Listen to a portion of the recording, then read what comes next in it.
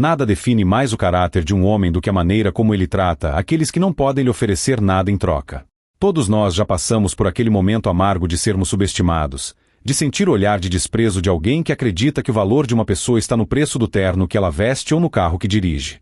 É uma dor silenciosa, aquela sensação de ser invisível ou, pior, de ser tratado como uma piada apenas por ser simples. Mas o mundo dá voltas, e a vida tem uma maneira curiosa e satisfatória de colocar a arrogância em seu devido lugar, muitas vezes vinda de onde menos se espera. O que você vai ouvir hoje é a prova de que a verdadeira sabedoria não faz barulho e, muitas vezes, fala línguas que a ignorância do soberbo jamais conseguiria compreender. Prepare-se, pois a resposta que este simples criador de gado deu a um milionário que tentou humilhá-lo vai lavar a sua alma. Antes de começarmos essa história incrível, se você gosta de ver a justiça sendo feita, já deixe o seu like no vídeo. Isso ajuda muito o nosso trabalho a chegar a mais pessoas. E me conta aqui nos comentários, é o primeiro vídeo nosso que você assiste? De qual lugar do Brasil você está acompanhando? Eu adoro saber até onde nossas histórias estão chegando. E se ainda não faz parte da nossa família, inscreva-se agora para não perder nenhuma emoção. Numa tarde quente de terça-feira, o saguão principal do hotel mais luxuoso da capital estava irreconhecível. Onde normalmente se viam turistas distraídos e malas de rodinhas, agora havia uma concentração de poder financeiro.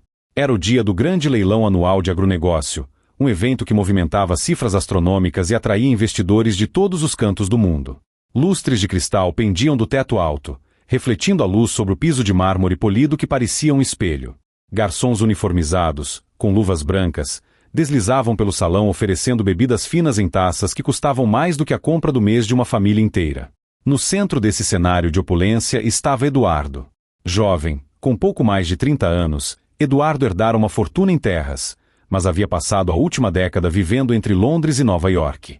Ele retornará ao Brasil não por saudade, mas para liquidar alguns negócios e, como ele mesmo gostava de dizer, ensinar aos locais como se faz dinheiro de verdade. Eduardo vestia um terno azul marinho de corte italiano, feito sob medida, que se ajustava perfeitamente ao seu corpo esguio. No pulso, um relógio suíço dourado brilhava a cada gesto expansivo que ele fazia. Ao redor de Eduardo, formava-se uma pequena corte de admiradores e sócios, todos rindo alto de suas piadas. Eduardo tinha o hábito irritante de misturar o português com o inglês em cada frase, uma tática deliberada para excluir quem não dominasse o idioma e para reafirmar sua suposta superioridade cultural. Ele falava alto, gesticulava e olhava para os outros convidados por cima do ombro, avaliando cada pessoa pelo potencial financeiro que representavam. Vocês não entendem, dizia Eduardo, alternando o olhar entre seus dois amigos, Ricardo e Marcos. O mercado aqui é muito amador. Lá fora, o jogo é outro. Aqui, o pessoal ainda pensa com a cabeça na terra, suja de barro. Eu penso em algoritmos, em mercado de futuros. É por isso que vou comprar metade desse estado antes do fim do ano. Os amigos riram, concordando com a cabeça, fascinados pela aura de sucesso internacional que Eduardo projetava. Eles bebiam champanhe e observavam o movimento, sentindo-se os reis do mundo. Foi nesse momento que a porta giratória da entrada do hotel se moveu devagar, revelando uma figura que destoava completamente daquele ambiente. Era Hélio, um homem de 70 anos, com a pele curtida pelo sol impiedoso da lida no campo. Suas mãos eram grossas, calejadas por décadas de trabalho puxando arame, vacinando gado e plantando sementes. Hélio vestia uma calça jeans limpa, mas visivelmente gasta nos joelhos, uma camisa xadrez de botões simples e, na cabeça, um chapéu de aba larga que já vira dias melhores. Hélio entrou no saguão com passos lentos, mas firmes. Ele não parecia intimidado pelo luxo, apenas deslocado, como uma árvore antiga transplantada para um vaso de cristal. Ele segurava um envelope pardo amassado em uma das mãos e olhava ao redor procurando por alguma indicação de onde ocorreria o registro para o leilão. O contraste era gritante. Enquanto a maioria dos homens ali usava sapatos de couro italiano que nunca pisaram na terra, ele usava suas botas de trabalho, bem engraxadas para a ocasião, mas com as marcas inconfundíveis de quem conhece o chão que pisa. Eduardo, que estava no meio de uma anedota sobre suas férias nos Alpes suíços, parou de falar assim que seus olhos pousaram em Hélio. Um sorriso de canto de boca, carregado de malícia, surgiu em seu rosto. Ele viu ali não um ser humano, mas uma oportunidade de entretenimento. Para Eduardo, homens como Hélio eram a representação do atraso, do Brasil velho que ele tanto desprezava e do qual queria se distanciar. Olhem só aquilo, disse Eduardo para o seu grupo, baixando o tom de voz, mas garantindo que todos ouvissem. Ele apontou discretamente com o queixo na direção do velho criador de gado. É disso que eu estou falando. O evento é internacional. Temos investidores de fora vindo para cá e deixam entrar esse tipo de gente. Parece que saiu direto de um filme de faroeste ruim. Ricardo, um dos amigos de Eduardo, riu nervosamente. Deixa o velho, Eduardo. Deve ter vindo entregar alguma encomenda ou está perdido. Perdido? Eduardo zombou, tomando um gole de sua bebida. Ele está procurando onde fica o buffet grátis. Aposto que nunca viu um ar-condicionado tão potente na vida. Sabe o que me irrita? É que esse tipo de gente acha que entende de negócios só porque tem meia dúzia de cabeças de gado no pasto. Eles não têm visão global. Hélio, alheio aos comentários, aproximou-se do balcão da recepção do evento. A recepcionista, uma moça jovem e muito educada, sorriu para ele, mas era visível que ela também estranhava a presença daquele senhor tão simples em um evento de gala. Hélio falou algo baixo, entregou o envelope, e a moça começou a digitar no computador. Eduardo não conseguia tirar os olhos dele. A presença daquela simplicidade o incomodava profundamente. Era como se a existência de Hélio fosse uma afronta ao seu terno caro. A mente de Eduardo, aguçada pela arrogância e pelo desejo de se mostrar superior perante seus pares, começou a arquitetar um plano. Tive uma ideia, anunciou Eduardo, os olhos brilhando com uma crueldade infantil. Vamos nos divertir um pouco. Vocês disseram que o meu inglês está um pouco enferrujado, não é? Vamos testar a compreensão auditiva do nosso amigo caipira ali. Eduardo, não faz isso, pediu Marcos, o mais sensato do grupo, embora sua voz carecesse de firmeza. O senhor está quieto no canto dele. Relaxa, Marcos. Não vou fazer nada demais. Só vou pedir um conselho financeiro. Eduardo piscou, ajeitando o nó da gravata. Quero ver a cara dele quando eu começar a falar em outra língua.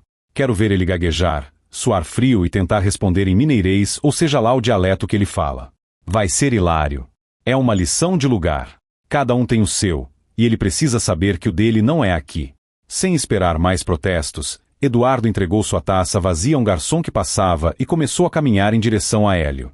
Seus passos eram decididos, predatórios. O grupo de amigos, movido pela curiosidade mórbida e pela pressão social, o seguiu a uma distância segura, prontos para rir do espetáculo. Hélio tinha acabado de receber seu crachá de identificação. Ele o segurava com cuidado, tentando prendê-lo no bolso da camisa com seus dedos grossos que não tinham muita destreza para coisas pequenas e delicadas. Ele estava concentrado na tarefa quando uma sombra se projetou sobre ele. Com licença, meu caro senhor, disse Eduardo, com uma voz falsamente aveludada, parando bem ao lado de Hélio. Hélio virou-se devagar. Seus olhos, de um castanho profundo e cercados por rugas de expressão, encontraram o rosto liso e arrogante de Eduardo. O velho homem ajeitou o chapéu, um gesto de respeito instintivo. Pois não, moço? Respondeu Hélio, com a voz rouca e tranquila. Eduardo sorriu. Aquele moço foi tudo o que ele precisava ouvir para confirmar suas suspeitas de que estava lidando com alguém sem instrução. Ele olhou para trás, para seus amigos, garantindo que a plateia estivesse atenta. Eu estava observando o senhor daqui de longe, começou Eduardo, mantendo o português por enquanto. E não pude deixar de notar que o senhor tem um ar de experiência. Um homem da terra, eu presumo? Sou sim, senhor. Crio meu gadinho, cuido da minha roça, respondeu Hélio, com um sorriso humilde, sem perceber a ironia gotejando de cada palavra do rapaz. Fantástico, fantástico, disse Eduardo, batendo palmas de forma lenta e exagerada. Sabe, eu sou um investidor. Trabalho com capital internacional. E estou com um dilema terrível sobre a alocação de ativos em mercados emergentes, especificamente sobre a volatilidade das commodities agrícolas frente à flutuação cambial do dólar. Hélio franziu levemente a testa. Não por confusão, mas tentando entender aonde aquele rapaz queria chegar com tanta palavra difícil fora de hora. O mercado oscila mesmo, disse Hélio, simplificando. Exatamente, exclamou Eduardo, como se falasse com uma criança. Mas o meu problema é mais técnico. E como vejo que o senhor é um homem de negócios, pensei que poderia me ajudar. Mas, sabe como é, o mundo dos negócios hoje é global. A língua do dinheiro é o inglês. O senhor se importa se eu expuser minha dúvida na língua técnica? Fica mais fácil para eu me expressar. Antes que Hélio pudesse responder sim ou não, Eduardo mudou a chave. Ele ergueu o queixo, estufou o peito e começou a falar em inglês. Mas não era um inglês qualquer. Ele falava rápido, usando gírias de Wall Street, termos complexos de economia e frases emaranhadas, tudo propositalmente confuso. Ele perguntava, na língua estrangeira, o que Hélio achava sobre a queda dos juros nos bancos centrais europeus e como isso afetaria o preço da arroba do boi no interior do Brasil, mas fazia isso num tom de deboche, rindo entre as frases. Ele dizia coisas como: olhe para este sujeito, aposto que ele acha que hedge é algum tipo de cerca para as vacas e será que ele sabe a diferença entre um bônus e um burro? Enquanto Eduardo falava, ele olhava para seus amigos, que cobriam a boca para disfarçar o riso. As pessoas ao redor, atraídas pelo volume da voz de Eduardo, começaram a parar e observar. O saguão estava ficando silencioso, transformando aquela conversa numa espécie de teatro público. Hélio permanecia imóvel. Seu rosto não demonstrava raiva, nem vergonha. Ele apenas observava Eduardo com uma calma perturbadora.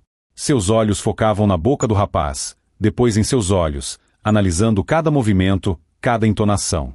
Para quem olhasse de fora, parecia que o velho criador de gado estava petrificado pela incompreensão, um pobre homem simples sendo massacrado pela cultura superior do homem rico. Eduardo, sentindo-se vitorioso pelo silêncio do outro, continuou. Agora, ele não estava mais nem fingindo pedir conselho.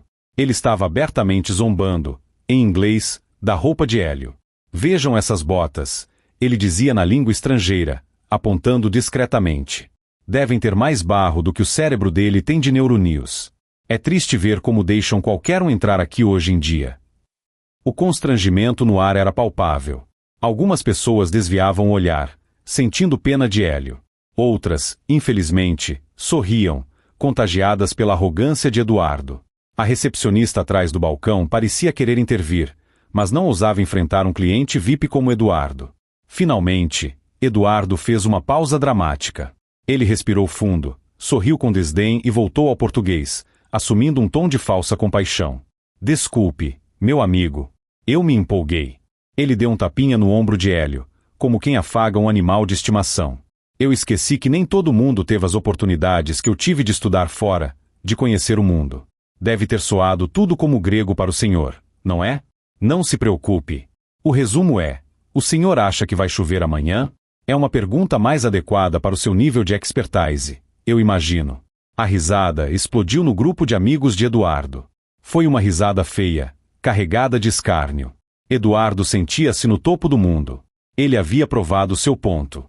Havia humilhado o caipira e reafirmado sua posição de macho alfa daquele recinto. Ele esperava que Hélio apenas baixasse a cabeça, murmurasse algo sobre a chuva e saísse de fininho, envergonhado. Mas Hélio não baixou a cabeça. Pelo contrário, ele ergueu o queixo levemente. Com um movimento lento e deliberado, ele tirou a mão do bolso. O silêncio que se seguiu à risada foi pesado. Todos esperavam a reação do velho. Será que ele ficaria bravo? Será que gritaria? Hélio olhou profundamente nos olhos de Eduardo. Aquele olhar carregava um peso que Eduardo, com toda sua viagem internacional e ternos caros, nunca havia experimentado. Era o peso de uma vida inteira de superação, de histórias não contadas, de batalhas vencidas em silêncio. Para entender o que estava prestes a acontecer, precisamos voltar um pouco no tempo. O que Eduardo e todos naquele salão desconheciam era a verdadeira história daquele homem de chapéu e botas gastas. Hélio não era apenas um homem que lidava com gado.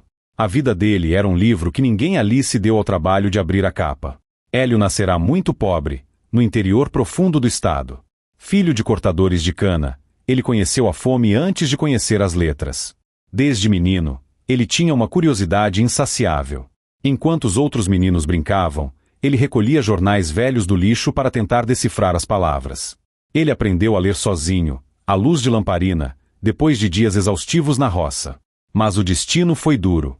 Aos 18 anos, ele teve que assumir a família após a morte do pai. O sonho de estudar foi enterrado sob toneladas de responsabilidade e trabalho braçal. Mas a mente de Hélio nunca parou. Ele trabalhava com o corpo, mas sua cabeça viajava. Muitos anos depois, já casado e com filhos, Hélio conseguiu comprar seu primeiro pedaço de terra. Era um lugar pequeno, pedregoso, que ninguém queria. Com suor e sangue, ele transformou aquela terra. Ele não tinha faculdade de agronomia, mas tinha observação da natureza. Ele prosperou. Porém, o grande segredo de Hélio, aquele que ele guardava 7 chaves e que nem seus vizinhos mais próximos desconfiavam, aconteceu quando ele já tinha seus 50 anos. Sua filha mais nova, Ana, havia ganhado uma bolsa para estudar no exterior, mas precisava de ajuda para se manter. Hélio, determinado a dar a ela o que ele não teve, decidiu que precisava entender o mundo para onde ela estava indo. Todas as noites, durante 10 anos, Hélio ligava um rádio velho e sintonizava em estações internacionais. Ele comprava livros usados em sebos na cidade grande. Ele estudava. Não por vaidade, não para se exibir em festas, mas por amor. Ele queria poder ler as cartas da filha, queria entender os livros que ela lia. Ele aprendeu gramática comparando textos, aprendeu pronúncia ouvindo músicas e noticiários. Hélio se tornou um autodidata voraz. Ele lia sobre economia global para entender o preço do adubo. Ele lia sobre política internacional para saber a hora certa de vender seu gado. Ele acumulou um conhecimento enciclopédico, tudo isso enquanto suas mãos continuavam a calejar na enxada. Ele nunca precisou de um diploma para provar nada a ninguém. Sua prova era sua prosperidade e a educação de seus filhos. De volta ao saguão do hotel, a tensão era elétrica. Eduardo ainda mantinha o sorriso de deboche, esperando a retirada humilhante do velho. Hélio, mantendo a postura ereta, deu um passo à frente, invadindo o espaço pessoal de Eduardo. Ele não parecia mais um velhinho frágil. Havia uma autoridade emanando dele que fez o sorriso de Eduardo vacilar por um microsegundo. Hélio pigarreou, limpando a garganta. Ele olhou ao redor, para a plateia que esperava o desfecho, e depois fixou os olhos novamente no jovem arrogante. Então, Hélio abriu a boca. Mas não foi o português rústico que saiu. Com uma voz firme, grave e perfeitamente modulada, Hélio começou a falar na mesma língua que Eduardo havia usado para tentar humilhá-lo. Mas havia uma diferença crucial. O inglês de Eduardo era o inglês de quem aprendeu em escolas caras, cheio de vícios e gírias modernas para parecer descolado. O inglês de Hélio era clássico, culto, com uma dicção impecável, quase literária. Era o inglês de quem aprendeu lendo os grandes clássicos e ouvindo os maiores estadistas pelo rádio. Hélio respondeu ponto a ponto a tudo que Eduardo havia dito. Sem usar uma única palavra em português, ele disse, e aqui vou traduzir o sentido para vocês, que a volatilidade que Eduardo mencionou era, na verdade, um reflexo especulativo de curto prazo e que qualquer investidor sério saberia que a solidez do mercado agropecuário brasileiro se baseava em fundamentos produtivos, não em apostas de cassino financeiro. O queixo de Eduardo caiu. Literalmente. Seus olhos se arregalaram tanto que pareciam que iam saltar das órbitas. O copo de cristal em sua mão tremeu, derramando um pouco de bebida no tapete caro. Os amigos de Eduardo pararam de rir instantaneamente. O silêncio no saguão mudou de qualidade. Antes era um silêncio de constrangimento alheio. Agora, era um silêncio de choque absoluto, de reverência. Hélio não parou por aí. Ele continuou, ainda na língua estrangeira, desmantelando a postura de Eduardo com uma elegância devastadora. Ele comentou sobre a falta de educação de se julgar um livro pela capa, usando metáforas ricas e vocabulário complexo que Eduardo provavelmente teria que procurar no dicionário depois. Ele disse, olhando nos olhos do rapaz, que a verdadeira riqueza não grita, ela sussurra. E que o conhecimento não serve para construir muros de arrogância, mas pontes de entendimento. Hélio falou sobre como as botas sujas de barro sustentavam o luxo daquele hotel, e como as mãos calejadas eram as que realmente moviam a economia que Eduardo dizia dominar. Cada frase era um tapa de luva de pelica na cara do playboy. Eduardo estava paralisado, vermelho como um pimentão, incapaz de formular uma resposta. Ele havia sido pego em sua própria armadilha, superado em seu próprio jogo, em seu próprio terreno. Hélio finalizou sua fala com uma pergunta retórica, questionando se Eduardo, com toda sua suposta formação internacional, sabia a diferença entre preço e valor, pois parecia conhecer o preço de tudo, mas o valor de nada. Ao terminar, Hélio fez uma pausa. O saguão estava em um silêncio sepulcral. Ninguém ousava respirar. A recepcionista estava com a boca aberta, os olhos brilhando de admiração. Hélio, então, voltou ao português, com a mesma simplicidade de antes, como se nada tivesse acontecido.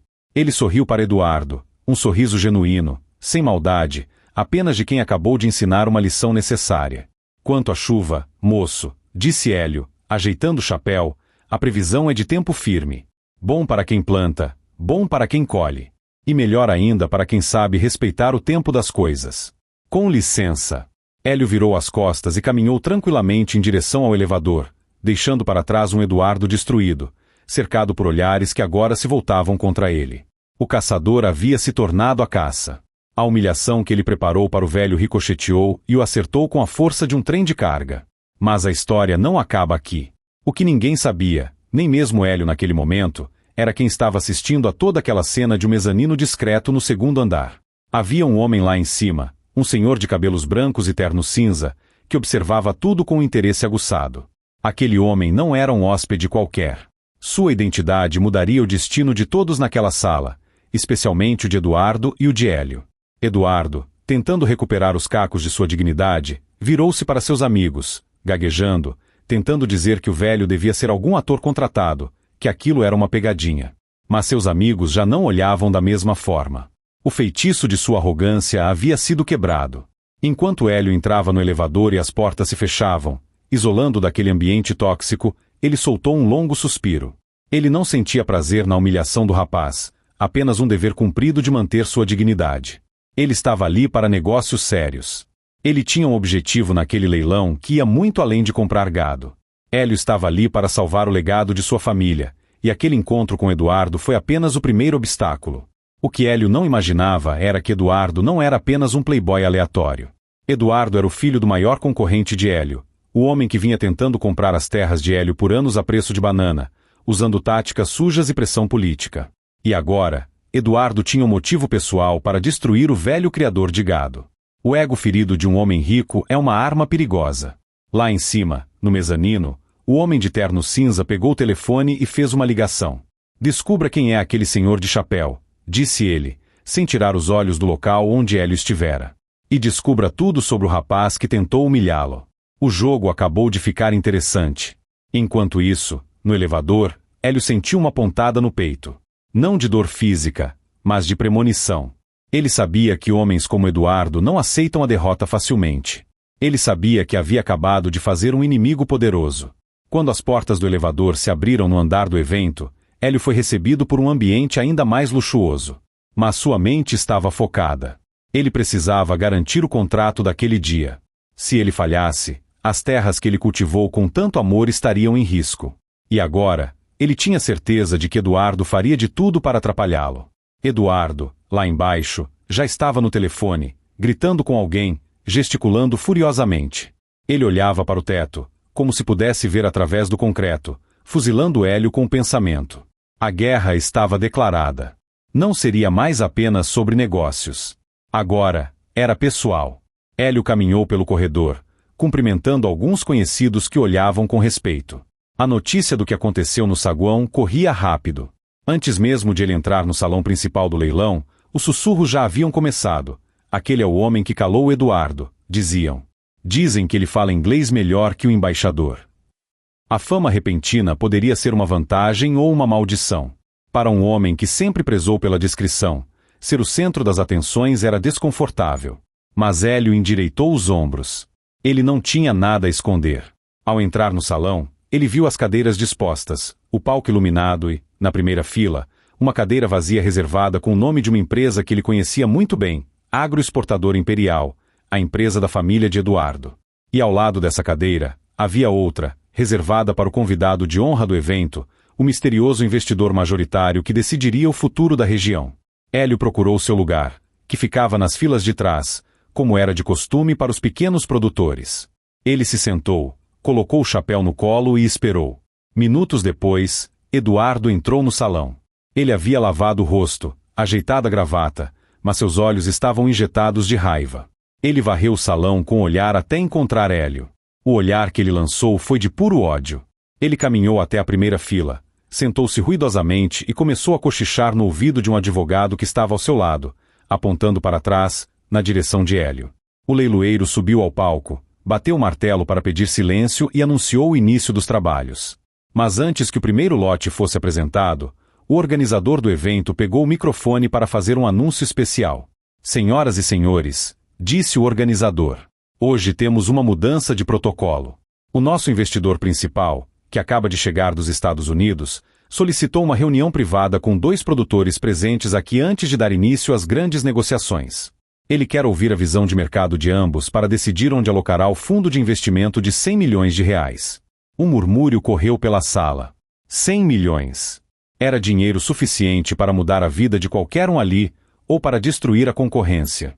Os nomes selecionados pelo nosso investidor foram: o organizador olhou para um papel em sua mão. O senhor Eduardo, representando a agroexportadora Imperial. Eduardo levantou-se num salto, sorrindo triunfante, já se esquecendo da humilhação anterior. Ele sabia que seria escolhido.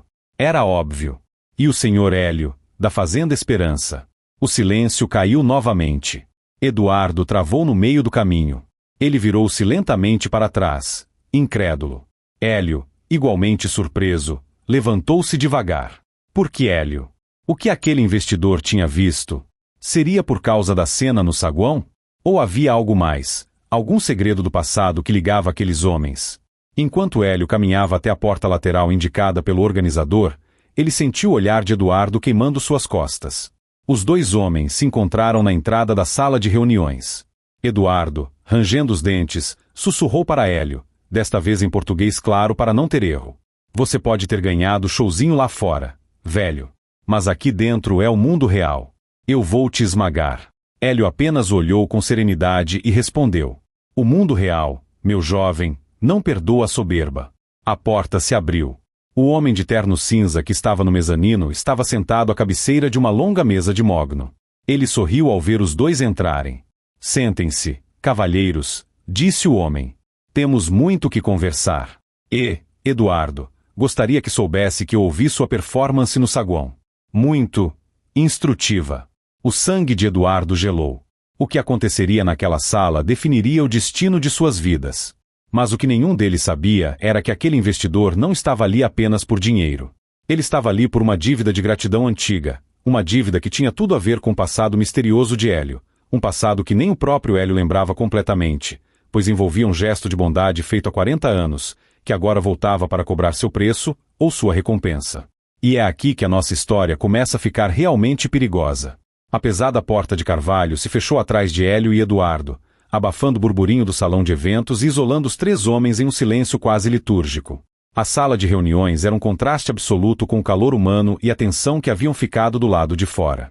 O ar-condicionado mantinha o ambiente numa temperatura gélida, e o cheiro de café fresco e couro novo preenchia o espaço.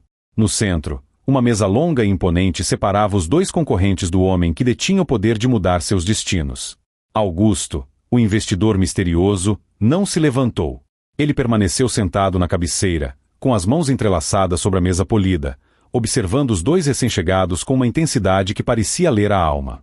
Ele tinha aquele tipo de presença que não precisa de voz alta para comandar. O simples fato de estar ali já exigia respeito. Seus olhos cinzentos alternavam entre a postura rígida e defensiva de Eduardo e a calma resignada de Hélio. Sentem-se, por favor, repetiu Augusto, indicando as cadeiras de couro à sua frente. Eduardo foi o primeiro a se mover, puxando a cadeira com um ruído seco e sentando-se de maneira expansiva, tentando ocupar mais espaço do que seu corpo realmente precisava. Ele ajeitou o terno, esticou os punhos da camisa para mostrar as abotoaduras de ouro e lançou um sorriso ensaiado para o investidor. Hélio, por sua vez, sentou-se devagar, colocou o chapéu sobre o joelho e manteve as costas retas, as mãos calejadas repousando tranquilamente sobre os braços da cadeira. Como eu disse antes, começou Augusto, sua voz grave ressoando nas paredes revestidas de madeira, eu presenciei o pequeno teatro no saguão. E devo dizer que foi revelador.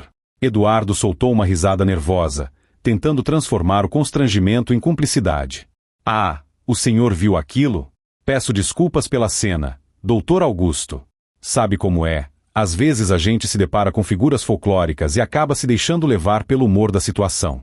O senhor sabe, a pressão desses eventos, a gente precisa descontrair. O velhinho aí, digo, o senhor Hélio, parecia um pouco perdido, tentei orientá-lo, mas acho que houve um mal-entendido cultural. Hélio não se mexeu. Não defendeu sua honra, não interrompeu a mentira. Ele sabia que a verdade tem um peso próprio e não precisa de muletas.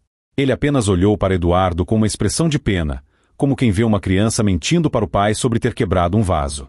Augusto não sorriu. Ele girou uma caneta cara entre os dedos, observando o movimento metálico. Mal-entendido cultural, repetiu Augusto, saboreando as palavras com um tom indecifrável. Interessante escolha de palavras, Eduardo. O seu pai, o grande dono da agroexportadora Imperial, sempre me disse que você era o homem dos números, da modernidade. Ele me garantiu que você era o futuro do agronegócio neste país. Eduardo estufou o peito, sentindo-se em terreno seguro. E sou, doutor. Com todo respeito ao passado, o mundo mudou. Hoje não se planta mais olhando para a lua. A gente planta olhando para a Bolsa de Valores de Chicago. Eu trouxe projeções, trouxe gráficos em tablets de última geração. Se o senhor me der 5 minutos, eu posso mostrar como transformar seus 100 milhões em 200 em menos de 2 anos, usando alavancagem financeira e derivativos. É tudo uma questão de matemática e agressividade comercial. O inglês é a língua do dinheiro, e eu sou fluente nela, em todos os sentidos. Augusto assentiu levemente, sem desviar o olhar. Então, virou-se para Hélio. E o senhor, Hélio? O que o senhor trouxe para mim? Onde estão seus tablets? Seus gráficos de projeção? Hélio respirou fundo. O cheiro de cera da mesa o lembrava do assoalho da casa de sua avó, uma memória reconfortante num lugar tão hostil. Eu não trouxe gráficos, senhor Augusto. E meu tablet ficou em casa, com meu neto, que usa para ver desenho. O que eu trouxe foram minhas mãos. Hélio ergueu as mãos abertas, mostrando as palmas grossas, marcadas por cicatrizes de arame e manchas de terra que nenhum sabonete tirava. E trouxe minha palavra. O dinheiro que o senhor quer investir não é apenas número numa tela. Ele vai virar semente, vai virar adubo, vai virar bezerro. E semente não nasce com grito, nasce com paciência. Dinheiro, na mão de quem só pensa em lucro rápido, é como água na areia, some e não deixa nada. Na mão de quem respeita a terra, vira rio que alimenta a cidade toda. Eduardo revirou os olhos, bufando audivelmente. Que poético! Mas poesia não paga boleto, Hélio. O doutor Augusto é um investidor internacional. Ele quer retorno, não filosofia de boteco. Augusto ergueu uma mão, silenciando Eduardo instantaneamente. O gesto foi sutil, mas autoritário. Eu conheço os números do seu pai, Eduardo. E conheço a reputação da fazenda do Hélio. Mas números e reputação são coisas que a gente pode manipular. O caráter, no entanto, o caráter a gente só descobre na pressão. E é por isso que não vou assinar cheque nenhum hoje. O silêncio na sala tornou-se pesado. Eduardo franziu a testa, confuso. Como assim?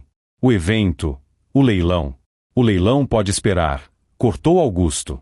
Antes de decidir quem será meu parceiro estratégico na região, eu preciso de uma prova real. Não quero saber quem fala melhor o idioma estrangeiro, nem quem tem o terno mais caro. Quero saber quem resolve problema. Augusto abriu uma pasta de couro que estava sobre a mesa e tirou 2 chaves idênticas, colocando-as no centro da mesa. Há 6 meses, eu comprei uma propriedade a 50 quilômetros daqui. A Fazenda Santa Cruz. Foi um negócio de oportunidade. Peguei a massa falida. A fazenda está um caos. O gado está morrendo, a pastagem está seca mesmo com chuva, e os funcionários estão prestes a entrar em greve ou ir embora. É um buraco negro de dinheiro. Ele empurrou as chaves na direção dos 2 homens. O desafio é o seguinte: vocês têm 48 horas. Eu quero que vocês vão até lá, juntos. Vocês terão autoridade total para tomar decisões emergenciais. Quero um diagnóstico e, mais importante, quero ver as primeiras medidas práticas. Daqui a 2 dias, voltaremos a esta sala. Aquele que me mostrar a solução real para Santa Cruz leva o investimento de 100 milhões. O outro volta para casa de mãos vazias. Eduardo olhou para a chave com desdém, como se ela estivesse suja. Espera aí. O senhor quer que eu vá para uma fazenda falida, no meio do mato, com ele? Apontou para Hélio. Eu sou um executivo, doutor Augusto. Eu tenho gente para fazer isso. Posso mandar minha equipe de agronomos agora mesmo. Não, a voz de Augusto foi cortante como aço. Eu quero você, Eduardo. Quero ver se o homem que se gaba de entender o mercado global sabe diferenciar um boi doente de um boi saudável sem olhar numa planilha. Se não quiser ir, a porta está ali. Pode sair e eu assino o contrato com o Hélio agora mesmo. Eduardo engoliu em seco. A arrogância deu lugar ao medo de perder a oportunidade da vida. Ele pegou a chave rapidamente, quase com raiva. Eu vou. E vou provar que gestão moderna resolve qualquer problema de roça velha em metade do tempo. Hélio pegou a sua chave com calma, guardando-a no bolso da camisa. Gado doente não espera, senhor Augusto. Se me der licença, prefiro ir agora mesmo. Cada hora conta quando se trata de vida. Augusto sorriu, um sorriso quase imperceptível. Boa sorte, senhores. Vocês vão precisar. A viagem até a fazenda Santa Cruz foi um exercício de paciência para Hélio. Eles foram no carro de Eduardo, uma caminhonete importada, gigantesca e blindada, que cheirava a couro novo e perfume caro. Eduardo dirigiu o tempo todo falando no celular, usando fones de ouvido sem fio, gritando ordens para seus subordinados na cidade, reclamando do sinal de internet e xingando os buracos na estrada de terra. Olha só isso! Reclamava Eduardo, desviando bruscamente de uma valeta. Que fim de mundo! Como alguém deixa uma propriedade chegar nesse estado? É incompetência pura. Assim que eu assumir isso aqui, vou mandar asfaltar tudo. Hélio viajava em silêncio, olhando pela janela. Seus olhos experientes liam a paisagem como um livro aberto. Ele via o capim amarelado não por falta de chuva, mas por falta de manejo. Via as cercas caídas não por falta de dinheiro, mas por falta de capricho. Ele via a terra pedindo socorro. Quando finalmente chegaram à sede da fazenda Santa Cruz, a situação era desoladora. O casarão principal, outrora imponente, estava com a pintura descascada e as janelas sujas. Mas o pior estava nos currais. O cheiro era forte, um cheiro de doença e negligência. Havia maquinário agrícola moderno enferrujando no tempo, tratores que valiam fortunas parados por falta de uma peça simples ou de um mecânico. Eduardo desceu do carro e, ao pisar na terra batida, fez uma careta de nojo ao ver a poeira cobrir seus sapatos italianos. Ele tirou um lenço do bolso e tentou limpar, resmungando palavrões. "Onde está o gerente disso aqui?" gritou Eduardo, sem nem olhar ao redor. "Ei! Tem alguém trabalhando nessa pocilga?" Um homem magro, com o rosto cansado e roupas sujas de graxa, saiu de um galpão próximo. Era Pedro, o capataz. Ele olhou para os dois visitantes com desconfiança e cansaço. "Pois não? Quem são os senhores?" "Eu sou Eduardo, da Agroexportadora Imperial. E eu estou no comando agora. Reúna todo mundo. Quero ver as planilhas de custo, o inventário do gado e a lista de demissões que precisam ser feitas. Vamos limpar a casa." Pedro olhou para Eduardo, depois para Hélio. Hélio apenas tirou o chapéu e estendeu a mão para o capataz. "Boa tarde, companheiro. Me chamo Hélio. Como está a lida?" Pedro apertou a mão de Hélio, sentindo a calosidade familiar. O aperto foi firme. Ali, houve uma comunicação silenciosa que Eduardo jamais entenderia. "Tá difícil, seu Hélio. O gado tá caindo e a gente não sabe mais o que fazer. O veterinário antigo foi embora porque não recebia, e o novo só vem se pagar adiantado." Eduardo já estava caminhando em direção ao escritório da fazenda, ignorando a conversa. "Hélio, você pode ficar aí conversando fiado com os peões. Eu vou analisar os dados no escritório. Lá deve ter ar-condicionado. Vou montar um plano de reestruturação financeira. É assim que se salva uma empresa, cortando gastos." Enquanto Eduardo se trancava no escritório para lidar com papéis, Hélio fez o oposto.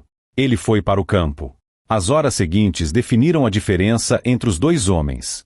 Eduardo, lá dentro, gritava ao telefone, mandando e-mails e criando gráficos coloridos que mostravam que a solução era vender metade do gado para abate imediato e demitir 40% da força de trabalho para otimizar a folha de pagamento. Para ele, a fazenda era uma equação matemática que não fechava. Lá fora, sob o sol escaldante, Hélio trabalhava. Ele não pediu relatórios, ele foi ver as vacas. Ele entrou no meio do curral, sem medo de sujar a roupa. Ele abriu a boca dos animais, olhou a cor da gengiva, sentiu a temperatura da pele. Ele caminhou pelos pastos, arrancou tufos de grama, cheirou a raiz. Pedro e os outros funcionários, inicialmente desconfiados, começaram a seguir aquele velho. Eles viam como Hélio tratava os animais com respeito, como ele falava com os peões chamando-os pelo nome, perguntando sobre suas famílias. Pedro chamou Hélio, agachado perto de um bebedouro de gado. "De onde vem essa água?" "Do poço artesiano lá do alto, seu Hélio. Mas a bomba tá velha, falha direto." Hélio pegou um pouco da água na mão, cheirou e provou com a ponta da língua. Ele cuspiu imediatamente. "Essa água não tá boa. Tem gosto de ferrugem e algo mais." Ele olhou para cima, para onde ficava o reservatório. "Vamos lá ver." Enquanto Eduardo estava no ar-condicionado decidindo quem seria demitido, Hélio subiu o morro a pé, seguido por 3 peões. Ao chegarem na caixa d'água principal, Hélio descobriu o problema. A tampa estava quebrada e havia animais mortos, pássaros e roedores, apodrecendo dentro da água que o gado bebia. Além disso, a tubulação antiga estava soltando metais pesados. O gado não estava doente de vírus, estava sendo envenenado lentamente pela própria água que bebia. É isso, disse Hélio. Não adianta remédio caro se a água é veneno. Pedro, precisamos esvaziar isso, limpar tudo e puxar uma linha provisória do riacho lá de baixo até consertarmos o poço. É trabalho para a noite toda. Mas seu Hélio, a gente está cansado. E o homem lá do escritório disse que ia demitir a gente, disse um dos peões, desanimado. Hélio olhou nos olhos de cada um deles. Enquanto eu estiver aqui, ninguém é demitido. E eu não vou mandar vocês fazerem nada. Eu vou fazer junto. Quem tá comigo para salvar esses bichos? Um a um, os homens assentiram. A liderança de Hélio não vinha do medo, vinha do exemplo. A noite caiu na fazenda Santa Cruz. No escritório, Eduardo finalmente saiu, com uma pasta cheia de papéis impressos. Ele encontrou o pátio iluminado pelos faróis dos tratores e uma movimentação frenética. Homens carregavam tubos, esfregavam tanques, corriam de um lado para o outro. E no meio deles, sujo de lama até o pescoço, estava Hélio, puxando uma mangueira pesada, suando em bicas, mas com um sorriso no rosto. Eduardo parou, observando a cena com desprezo e uma ponta de inveja que ele não conseguia admitir. Ele via a lealdade nos olhos dos trabalhadores para com Hélio, algo que ele nunca conseguiu comprar com dinheiro. O que está acontecendo aqui? Gritou Eduardo. Eu disse para parar as operações. Vamos liquidar esse gado doente amanhã cedo. Já liguei para o frigorífico. Hélio parou, limpou o suor da testa com as costas da mão suja e encarou Eduardo. Esse gado não vai pro corte, Eduardo. Eles estão intoxicados, não doentes sem cura. Amanhã, com água limpa, eles começam a melhorar. Você quer vender carne envenenada e manchar o nome do investidor? É essa sua gestão moderna. Os trabalhadores pararam e olharam para Eduardo. O argumento de Hélio era irrefutável. Eduardo ficou vermelho. Ele, o gênio das finanças, não tinha visto o óbvio porque não tinha saído da cadeira. Você está assumindo um risco alto, velho, rosnou Eduardo. Se esse gado não melhorar até a chegada do Augusto, o prejuízo é seu. Eu já tenho meu relatório pronto. A minha solução é cortar o mal pela raiz. A sua é brincar de médico de bicho. Vamos ver amanhã, respondeu Hélio e voltou ao trabalho. Eduardo foi para o quarto de hóspedes da sede. Ele tomou um banho quente, abriu uma garrafa de vinho que havia trazido e tentou relaxar. Mas ele não conseguia. Ele foi até a janela e viu, lá longe, as luzes das lanternas dos homens trabalhando. Eles estavam rindo. Mesmo exaustos, estavam rindo. Hélio contava histórias enquanto trabalhavam. Aquilo corroeu Eduardo por dentro. Ele percebeu, com um pavor gelado, que estava perdendo.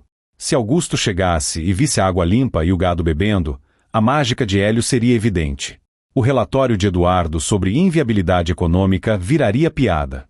Ele precisava fazer algo. Ele não podia perder aqueles 100 milhões.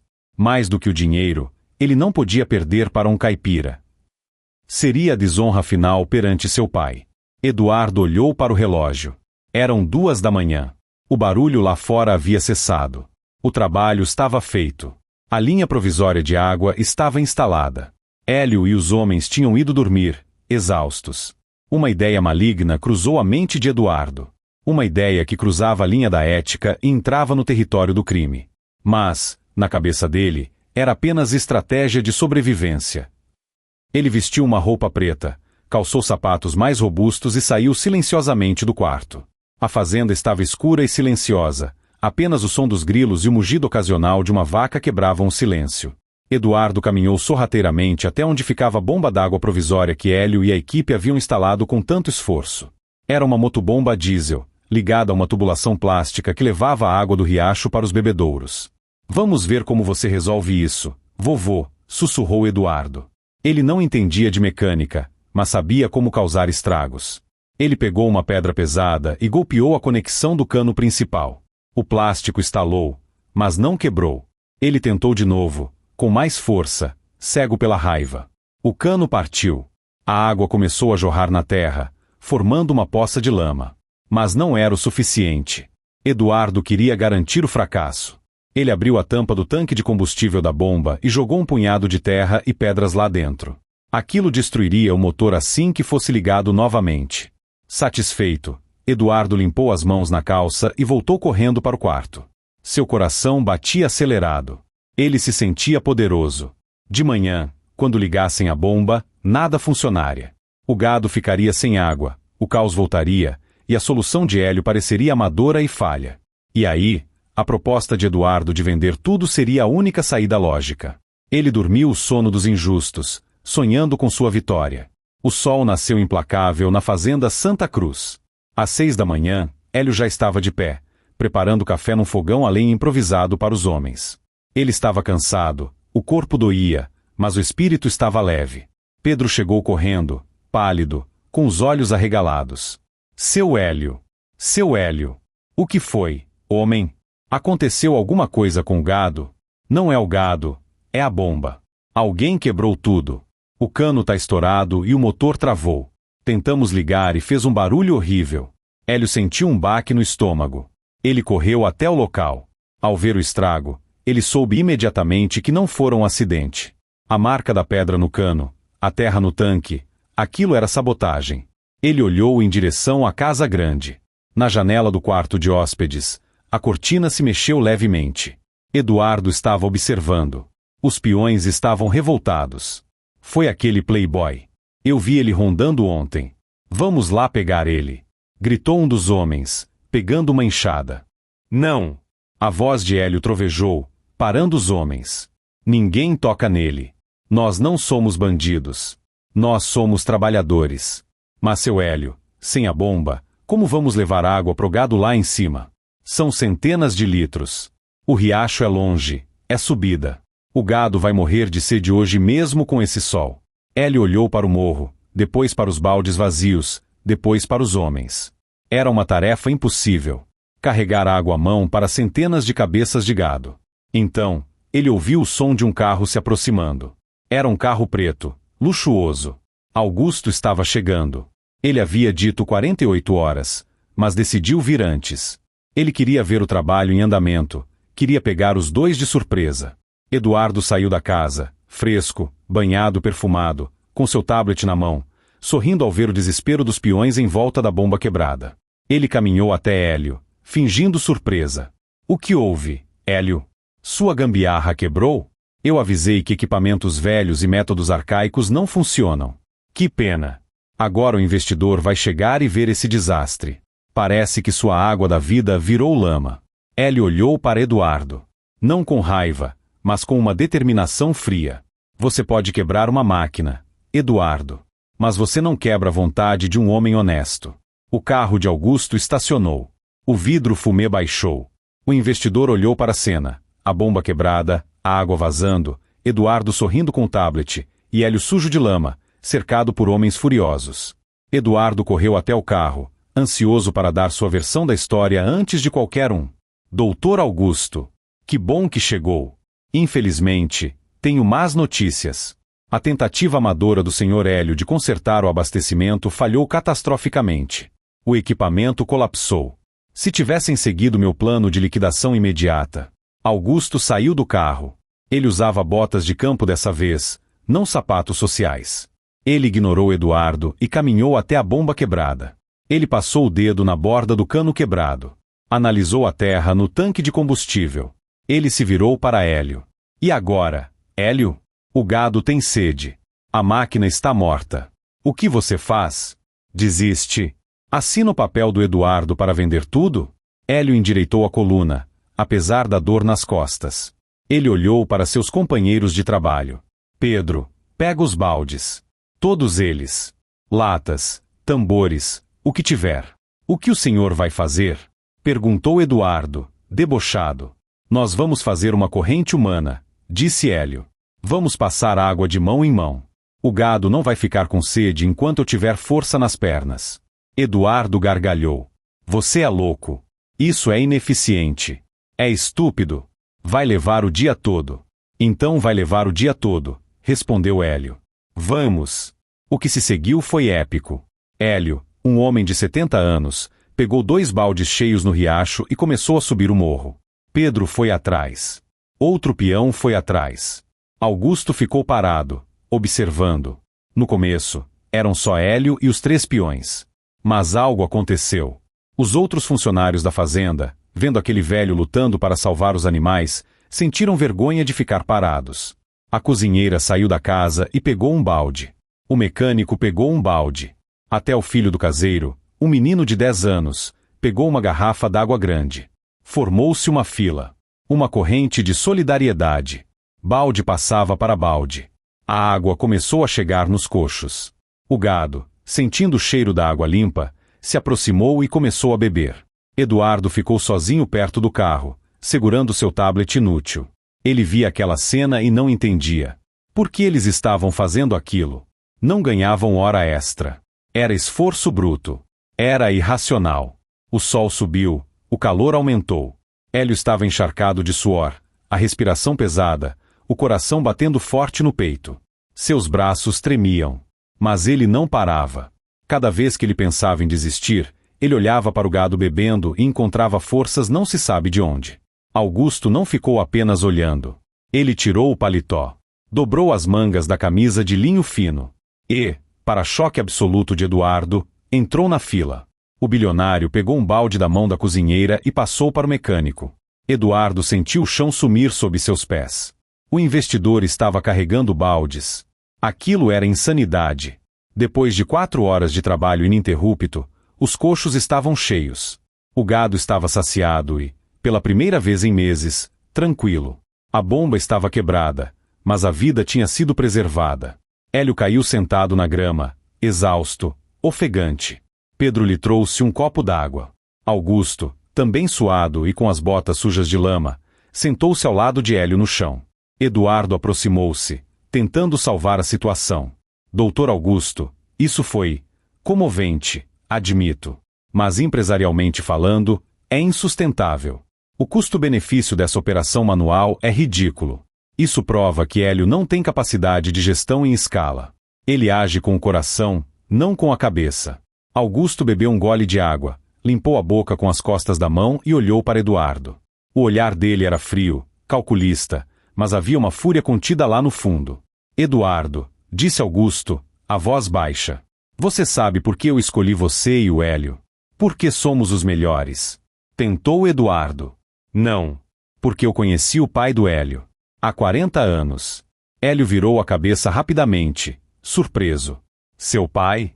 Murmurou Hélio. Meu pai era um cortador de cana analfabeto. Ele morreu pobre. Ele morreu pobre de dinheiro, corrigiu Augusto. Mas um dia, quando eu era um jovem estudante de agronomia perdido numa estrada vicinal, com o carro quebrado e sem comida, foi seu pai quem me acolheu. Ele dividiu a única marmita que tinha comigo. Ele não me pediu nada em troca. Ele me disse uma coisa que eu nunca esqueci. Moço, a gente não é dono da terra, a gente é só quem cuida dela por um tempo. Se você cuidar bem, ela devolve em dobro. Os olhos de Hélio marejaram. Ele lembrava daquela frase. Seu pai dizia isso todo dia. Augusto se levantou e caminhou até a bomba quebrada. Eu aprendi muito naquele dia. E hoje, eu aprendi outra coisa. Aprendi a diferença entre quem constrói e quem destrói. Ele se abaixou e pegou algo no chão, perto da bomba. Era uma abotoadura de ouro. Uma abotoadura com as iniciais EA. Eduardo Almeida. Eduardo levou a mão ao punho da camisa. Estava faltando uma abotoadura. Seu rosto perdeu toda a cor. Ele havia deixado cair durante a sabotagem noturna. Augusto ergueu a pequena peça de ouro, que brilhava ao sol como uma prova irrefutável de culpa. Parece que alguém perdeu isso aqui enquanto inspecionava a bomba de madrugada, disse Augusto, girando a joia entre os dedos. Curioso, não é, Eduardo? Como uma peça tão pequena e valiosa pode ser a prova de uma atitude tão pequena e barata? O silêncio no pasto era absoluto. Os peões olharam para Eduardo com nojo. Hélio levantou-se devagar, olhando para a abotoadura e depois para o rosto aterrorizado do rapaz. Você não apenas falhou no teste, Eduardo, continuou Augusto, sua voz agora era um trovão. Você cometeu um crime. Sabotagem de propriedade privada e crueldade contra animais. Eu poderia chamar a polícia agora mesmo. Eduardo tremeu. Se a polícia fosse chamada, sua carreira acabaria. O nome de sua família seria jogado na lama. Doutor Augusto, foi um momento de desespero. Eu posso explicar, Não há explicação para a falta de caráter, cortou Augusto. Mas eu vou te dar uma escolha. A mesma escolha que a vida dá a todo homem covarde quando é pego. Augusto olhou para Hélio, como se pedisse permissão para o que ia dizer a seguir. Hélio apenas assentiu, confiando no julgamento daquele homem que conheceu seu pai. Você vai sair daqui agora, sentenciou Augusto. Vai pegar seu carro importado e vai sumir. E vai rezar para que eu não decida contar ao seu pai o que você fez aqui. Se eu vir o seu rosto em qualquer evento de agronegócio nos próximos 10 anos, eu entrego essa botoadura e as filmagens das câmeras de segurança da sede para a imprensa. Ah, sim. Eu mandei instalar câmeras novas semana passada. Você nem notou, não é? Estava ocupado demais olhando planilhas. Eduardo parecia que ia vomitar.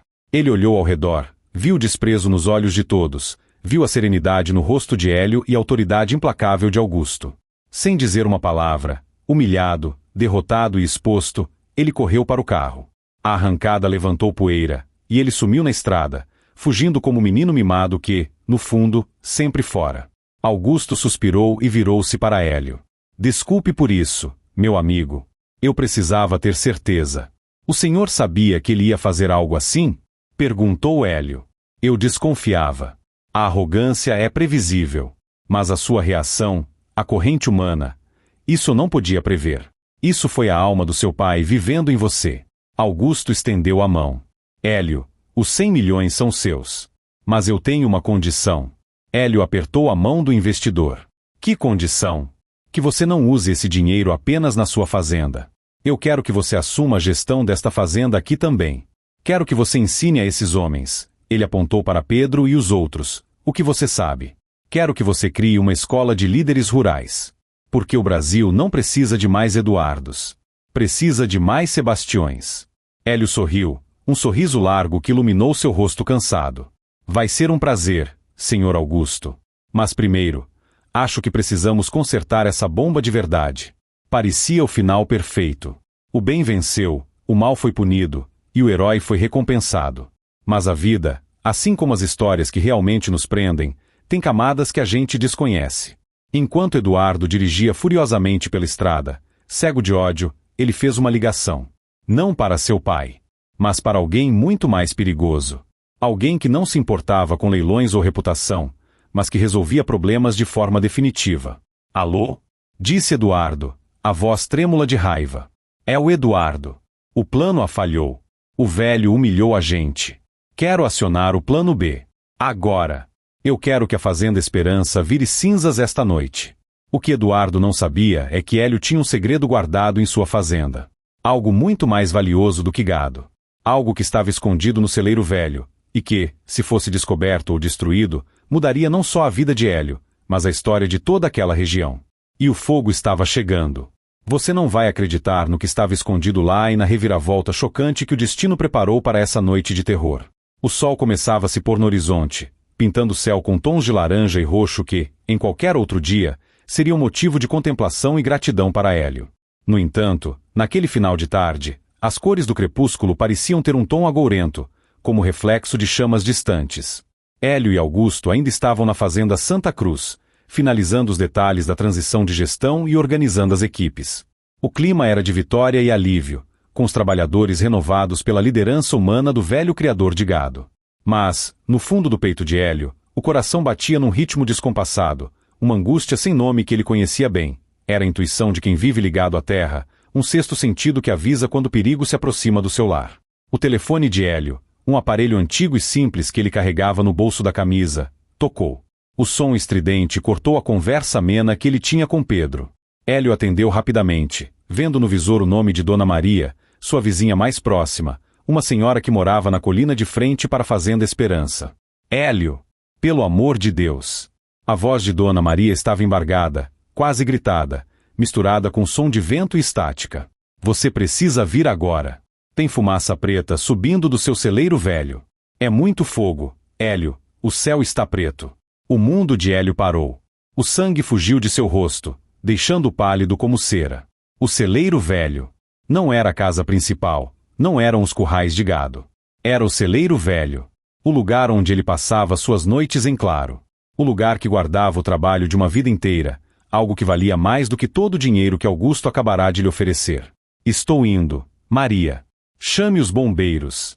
Hélio desligou, suas mãos tremendo levemente, não de medo, mas de uma fúria contida. Augusto, percebendo a mudança súbita no semblante do amigo, aproximou-se imediatamente. O que houve, Hélio? Fogo, respondeu Hélio, a voz rouca. Estão queimando a minha fazenda. O celeiro velho. Augusto não precisou de mais explicações. A imagem de Eduardo fugindo, cego de ódio, e a ameaça velada que ficará no ar eram peças que se encaixavam rapidamente.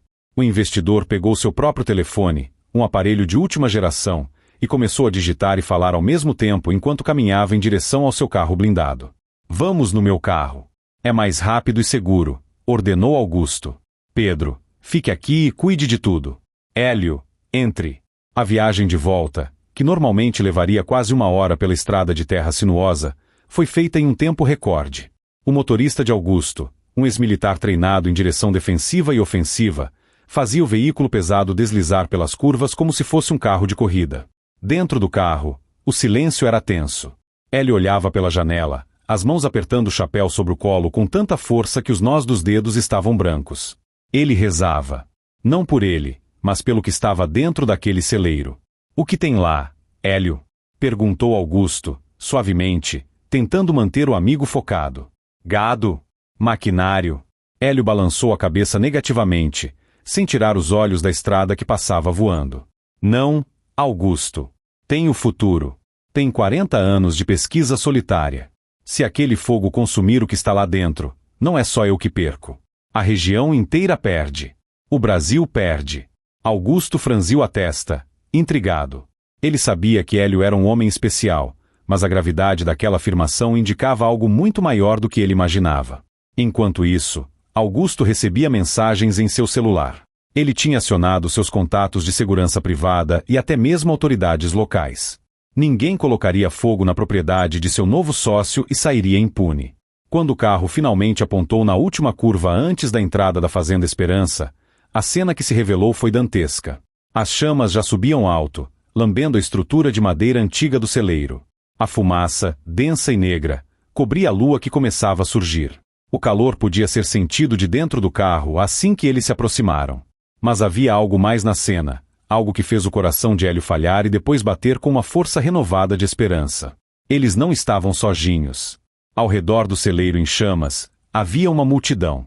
Não eram bombeiros, pois o caminhão da cidade ainda não tinha chegado. Eram vizinhos. Eram as pessoas da cidade. Eram os pequenos produtores que Hélio ajudou ao longo dos anos com conselhos, com empréstimos de ferramentas, com palavras de ânimo. Havia dezenas de carros e caminhonetes parados de qualquer jeito. Homens, mulheres e até jovens formavam uma linha, muito parecida com a que Hélio organizara na fazenda Santa Cruz, passando baldes de água.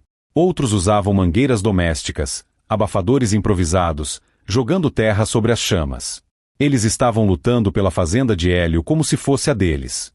Hélio saltou do carro antes mesmo que ele parasse totalmente. Ele correu em direção ao fogo, ignorando os gritos de Augusto para que esperasse. O calor era insuportável, mas a adrenalina anestesiava qualquer dor. Saiam daí. É perigoso, gritou Hélio, tentando afastar um grupo de rapazes que tentava arrombar a porta lateral do celeiro para salvar o que estava dentro.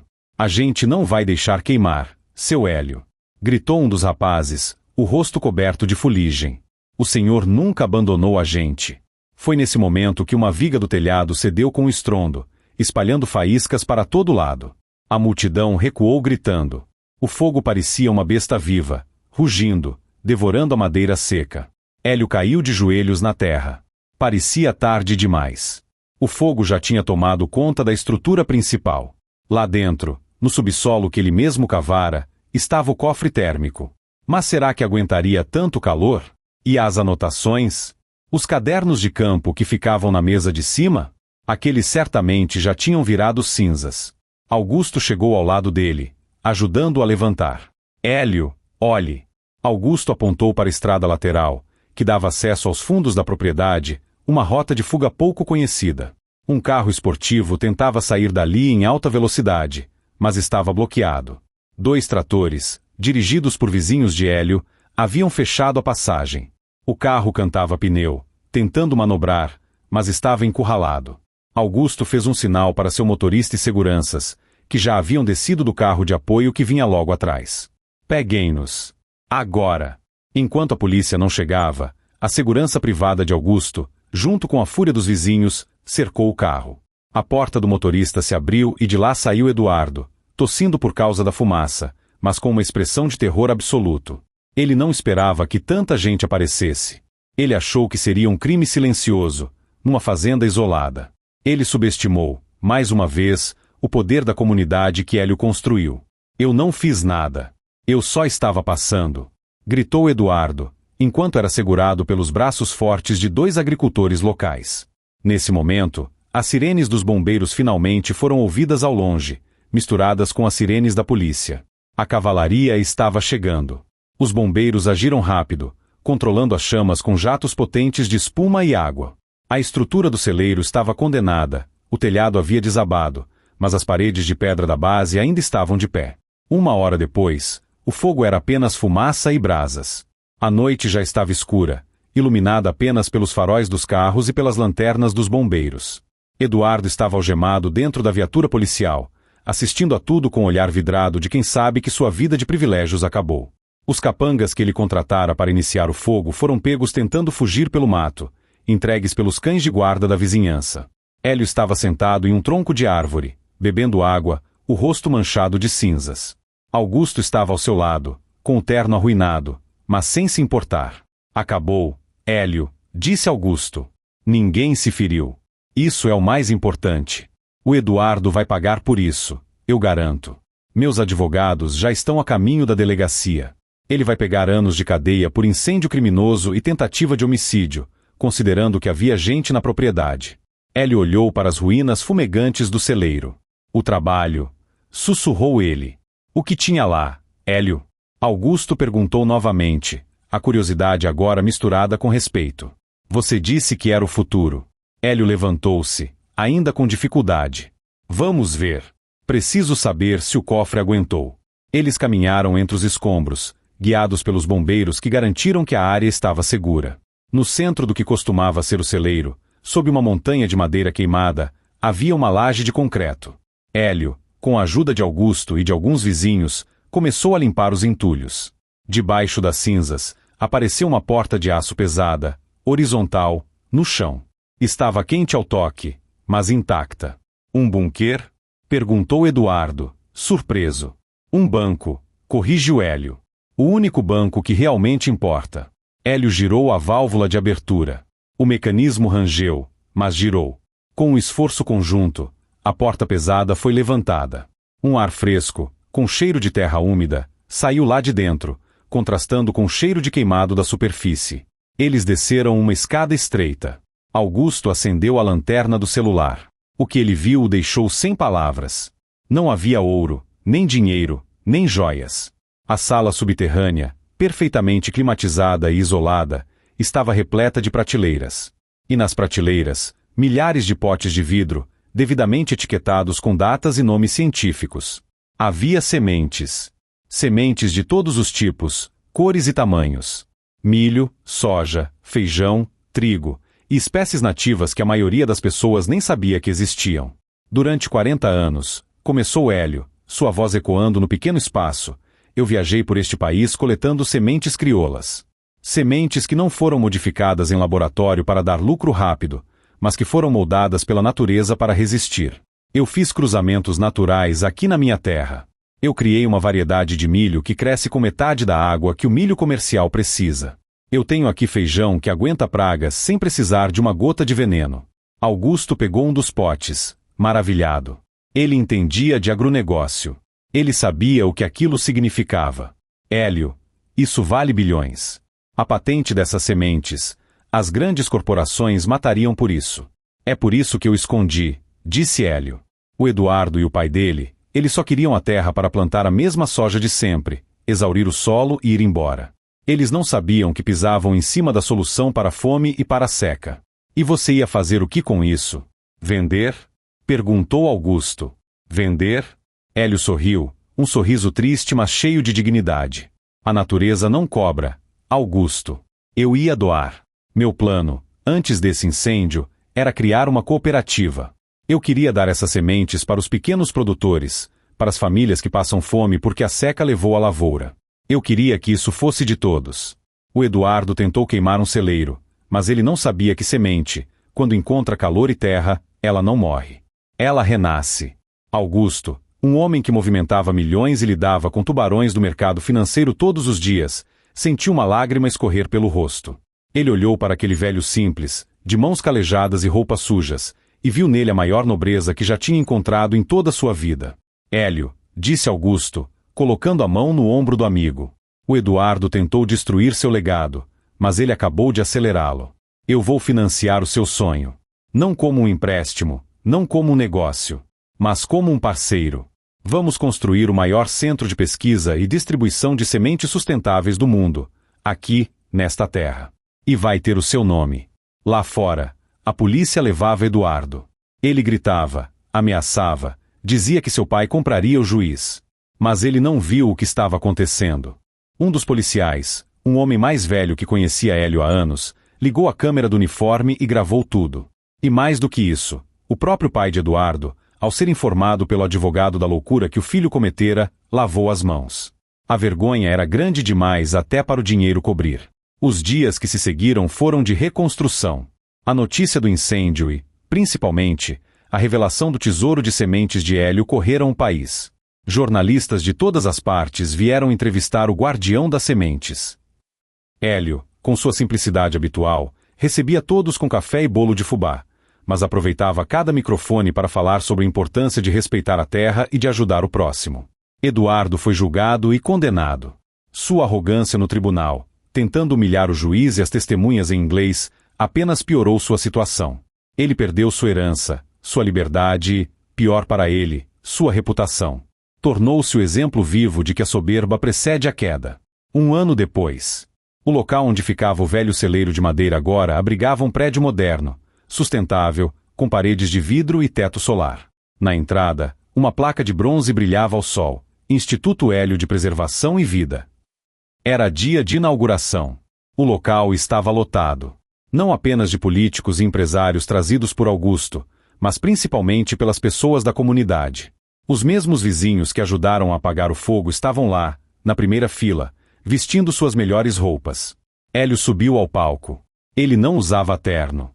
Usava sua camisa xadrez nova, jeans e suas botas de sempre, agora limpas e engraxadas. Ao seu lado, Augusto sorria, orgulhoso como se fosse um filho vendo o pai ser homenageado. Hélio pegou o microfone. Suas mãos tremiam um pouco, mas sua voz estava firme. Ele olhou para a multidão, para os campos verdes ao redor onde sua semente milagrosa já crescia forte e vigorosa, resistindo a um verão seco que castigava outras regiões. Me perguntaram muito neste último ano, começou Hélio, como eu soube responder àquele moço que tentou me humilhar falando em outra língua. Me perguntaram onde eu aprendi a ser assim. Ele fez uma pausa, olhando para o céu azul. Eu respondi que a língua mais difícil de aprender não é o inglês, nem o alemão, nem o chinês. A língua mais difícil, e a única que realmente importa, é a língua da humildade. Porque essa língua não se aprende com livros, nem em viagens caras. Se aprende com a vida, se aprende olhando no olho do outro e vendo um irmão, não um degrau. O dinheiro constrói prédios, compra terras e até silêncios. Mas o dinheiro nunca, jamais, vai comprar a paz de deitar a cabeça no travesseiro e saber que você fez o bem. Aplausos começaram a surgir, tímidos no início, logo se transformando em uma ovação ensurdecedora. Este instituto não é meu, continuou ele, levantando um pote de vidro com sementes douradas. Isso aqui é de vocês. É da Dona Maria que avisou do fogo. É do Pedro que carregou água até os braços do Eren. É do Augusto, que teve a coragem de apostar num velho sonhador. O mal tentou queimar nossa esperança, mas esqueceu que nós somos feitos da mesma matéria que essas sementes. Quanto mais tentam nos enterrar, mais a gente brota com força. Hélio desceu do palco e foi direto abraçar sua neta, que corria em sua direção. A imagem daquele homem simples, abraçado à criança, com o prédio futurista ao fundo, tornou-se a capa de revistas pelo país inteiro. Eduardo, de sua cela pequena e fria, viu aquela imagem na televisão da prisão. Pela primeira vez em sua vida, ele não sentiu raiva. Sentiu um vazio imenso. Ele percebeu, tarde demais, que Hélio estava certo naquele dia no hotel. Eduardo sabia o preço de tudo, mas não sabia o valor de nada. E agora, ele não tinha nem preço, nem valor. Apenas tempo para pensar na lição que a vida, através de um simples criador de gado, lhe ensinou. A história de Hélio nos ensina que o mundo dá voltas, que a humilhação de hoje pode ser o degrau para a exaltação de amanhã, e que, não importa o quanto tentem te diminuir, se a sua raiz for forte e seus valores forem verdadeiros, nenhum fogo será capaz de destruir o seu legado. E assim termina a nossa saga. Uma história de terra, de fogo, de sementes e, acima de tudo, de justiça. Agora, eu tenho um desafio para você que acompanhou essa jornada emocionante até o último segundo. Muita gente começa a assistir, mas poucos têm a persistência de ver o final, assim como poucos têm a persistência de Hélio. Eu quero saber quem são os verdadeiros fortes que chegaram até aqui. Vá agora nos comentários e escreva apenas uma palavra: justiça. Se eu ver o seu comentário com a palavra justiça, eu vou saber que você faz parte do time que acredita que o bem sempre vence e vou deixar um coraçãozinho especial no seu comentário. Não esqueça de compartilhar esse vídeo com aquele amigo que precisa dessa mensagem de superação. Muito obrigado pela companhia e até a próxima história.